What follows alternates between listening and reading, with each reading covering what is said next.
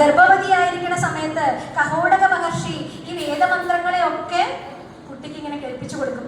5-ാം മാസം ആവുമ്പോൾ ഈ ശരീരത്തില് രോമവളർച്ച ഉണ്ടാവും. കണ്ണ്, കാത്, മൂക്ക്, നാക്ക്, ത്വക്ക് തുടങ്ങിയിട്ടുള്ള ഇന്ദ്രിയങ്ങള് വരും. ആ സമയത്തൊക്കെ കുട്ടി സെൻസ് ചെയ്യുമെന്ന് എത്രയോ കാലം മുമ്പ്, ആധുനിക സയൻസിന് മുൻപ് തന്നെ ഋഷി പരമ്പര കണ്ടെത്തിയിരുന്നു. അപ്പൊ കഹോടകൻ എല്ലാ പ്രാവശ്യവും എല്ലാ ദിവസവും വേദാലാപനം നടത്തൂത്രേ. അപ്പൊ ഈ കുട്ടി, ഗർഭത്തിലിരിക്കുന്ന ഈ കുട്ടി ഇതൊക്കെ കേൾക്കണം. അപ്പൊ ഗർഭിണികൾ സന്തോഷമായിട്ടിരിക്കണം എന്ന് പറയുന്നതിന്റെ കാര്യം, ഇങ്ങനെയുള്ള സാത്വികമായിട്ടുള്ള കാര്യങ്ങൾ ചെയ്യണതിന്റെ കാര്യമൊക്കെ അന്നേ ഗുരുദേവൻ പറഞ്ഞിട്ടുണ്ട്. അപ്പൊ ഇങ്ങനെ കേട്ടു ഒരു 7-ാം മാസോ 8-ാം മാസോ ആവുന്ന സമയത്ത് കഹോടകൻ ചൊല്ലിയ മന്ത്രത്തില് ഒരു തെറ്റ് വന്നു. പുറത്തിരുന്ന് ചെല്ലണോ, ഭാര്യ അവിടെ ഇരുന്ന് കേൾക്കണോ, വയറ്റിലിരുന്ന കുട്ടി ഇതൊക്കെ കേൾക്കണുണ്ട്. അപ്പൊ മന്ത്രത്തിൽ ഒരു തെറ്റ് വന്നപ്പോ ഉള്ളിൽ നിന്നൊരു ശബ്ദം വന്നു ഇത്രേ, സുജാതയുടെ അച്ഛൻ ചൊല്ലിയ മന്ത്രത്തിൽ ഒരു തെറ്റുണ്ട്, ഒരു പിശകുണ്ട് എന്ന് പറഞ്ഞു.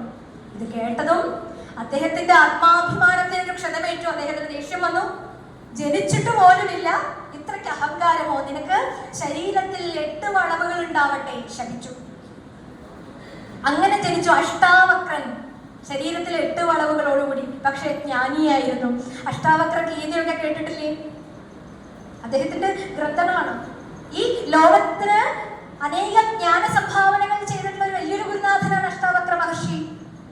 അപ്പോൾ ഗർഭത്തിലിരിക്കുന്ന ശിശു സെൻസ് ചെയ്യുന്നത് നമുക്കറിയാം. അപ്പൊ നല്ല കാര്യങ്ങളും ധാർമ്മിക കാര്യങ്ങൾ കേൾക്കാനും കാണാനും ഈ സീരിയലൊക്കെ അന്ന് മാറ്റിവെക്കാം. സീരിയല് ഇങ്ങനെയുള്ള നമ്മളെ ഭ്രമിപ്പിക്കുന്ന, നമ്മളെ ദുഃഖത്തിലാഴ്ത്തുന്ന, നമ്മളെ വേദനപ്പെടുത്തുന്ന കാര്യങ്ങളൊക്കെ മാറ്റി സാത്വികമായിട്ടുള്ള പുരാണ പാരായണങ്ങളൊക്കെ ചെയ്യാനുള്ളൊരു സമയമായിട്ട് ആ സമയത്തെ മാറ്റണം എന്നാണ് പറയുന്നത്.